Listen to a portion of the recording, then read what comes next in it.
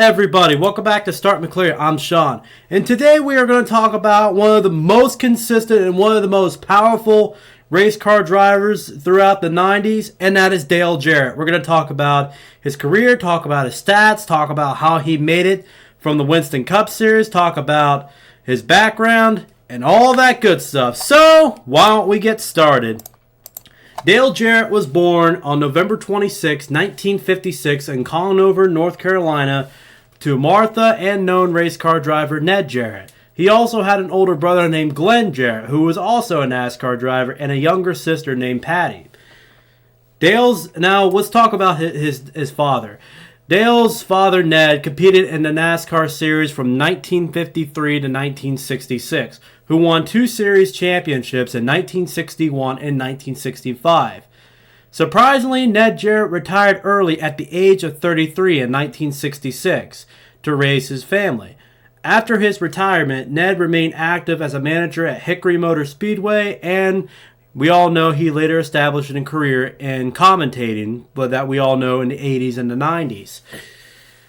Dale Jarrett spent much of his childhood watching his father race across the South, and also Dale Jarrett originally was not, the first thing was not into racing. Dale Jarrett's first sport that he got into was golf, who was introduced to by the age of 12. After that, he also played numerous other sports like football, basketball, and baseball while attending Newton Conover High School. Jarrett led his high school golf team to 3 conference championships, and Dale Jarrett was named the School Athlete of the Year. Dale Jarrett graduated high school in 1975, and after graduation, he worked at Hickory Motor Speedway, where Ned Jarrett managed.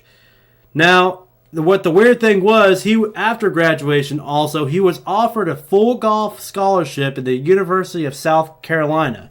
However, he turned it down because Dale Jarrett was interested in something else besides football, basketball, and baseball and golf. He wanted to follow in his father's footsteps as a race car driver. Dale Jarrett started his racing career in April 1977, where he was 20 years old. He entered his first professional race in the limited sportsman division at the track where his father managed at Hickory. He drove a 1968 Chevrolet Nova that was built by his friend Andy Petrie and Jimmy Newsom. He started last, and he was able to claw himself up to 9th place. Following that spectacular race, this was the event that Dale Jarrett wanted to race for the rest of his life. After that, he continued to compete in the Sportsman division for the next 2 years, and then moved up to the Dash Series, and then the Late Models division, and then that's the division where he earned his first victory. Now we're going to talk about his entrance to NASCAR. Dale Jarrett made his NASCAR debut actually in the inaugural Busch Series race, or the NASCAR's National Series race at Daytona. And in his very first start, he earned himself a 10th place finish while driving the number 24 Ford.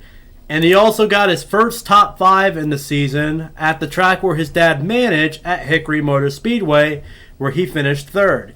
He would earn 12 more top 10s throughout the year, counting the Hickory and Daytona, and at the end, he finished in the top 10 in points in his very first season, with 6th. 1983, Dale Jarrett had a way better year in the Busch Series, driving the number 32 Pontiac for Eisenhower Racing. During that year, Dale Jarrett earned an impressive 17 top 5 finishes, which 6 of them he got consecutive, and he also managed to lead 310 laps and earn 21 top 10s throughout the year. Unfortunately, he did not win during the season, but he was able to finish 5th in points at the end of the season. In 1984, Dale Jarrett's early success continued. Even though he didn't win, he did have 9 top 5s and 19 top 10s throughout the year, and he was able to finish better in the points than he did in 83, and he finished 4th. Also during that season, he was able to make his Winston Cup debut at Martinsville, driving the number 02 Chevy. In his very first Winston Cup debut, he finished 14th. He also made another start for Jimmy Means at Daytona, where he finished 23rd. And his last start he made during 1984 was at Rockingham, driving the same car where he drove his Cup debut at Martinsville, which was 37th. In 1985, a lot of people thought at this point that Dale Jarrett should deserve a win after finishing in the top 5 so many times. He should get a win. Unfortunately, in 85, he did not win. And he got 9 more top 10s and 9 more top 5s, and 17 top 10s. And he finished in the same point standings as he did in 1983, which was 5th. However, this was to change the next year in 1986. In 1986, dreams would finally come true. And throughout the season, Dale Jarrett had 14 top 5s and 19 top 10s and led 562 laps and got his first win at Rogemont, which is a track I never heard of, where he led every single lap of the event and basically established himself as a consistent and talented driver. During that time also, he made one Winston Cup start at Bristol, where he finished 29th. Let's go on to 1987. 1987 was one of the more busy years in Dale Jarrett's career. In the Busch Series, Dale Jarrett earned another win at the track where his father managed at Hickory Motor Speedway. Also, he earned 5 top 5s and 11 top 10s and still managed to finish 5th in the points. This would be the 5th consecutive year where Dale Jarrett finished the top 5 in the points in the entire season. And also, Dale Jarrett kind of went full-time in the Cup Series, starting in the 6th race of the season at North Wilkesboro, driving the number 18 Chevy for Freelander Motorsports. However, during his first technically full season in the Cup Series, Dale Jarrett struggled throughout the year. He will only have 2 top 10 finishes at Bristol and Martinsville, and also would have about 10 DNFs, actually 11 DNFs, and at the end would finish 26th in the points.